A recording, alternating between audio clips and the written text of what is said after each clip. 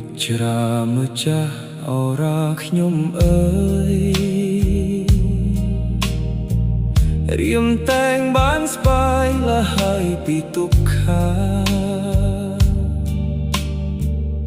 តាំងពីបានថ្លៃមកក្បែរជីវ៉ារៀងស្គាល់សុខាក្នុងភពលោកី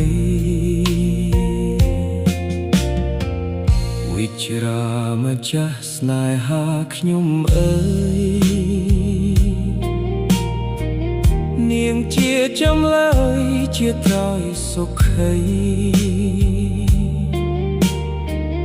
ជាតិនេះបានស្ងួនលើស្បានអ្វី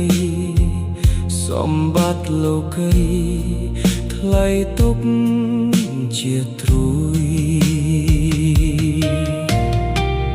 វិជ្រាជាទ្រួយនៃសង្ខា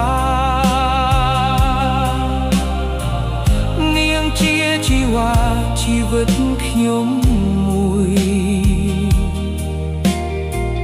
ជាតិនេះខ្ញុំរស់ព្រោះនាងជាទ្រួយនាងតែ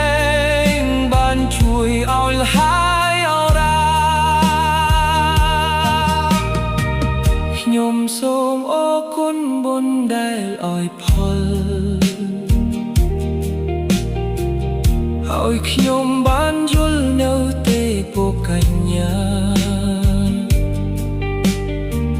ល្អរូបល្អយចិត្តល្អយរយា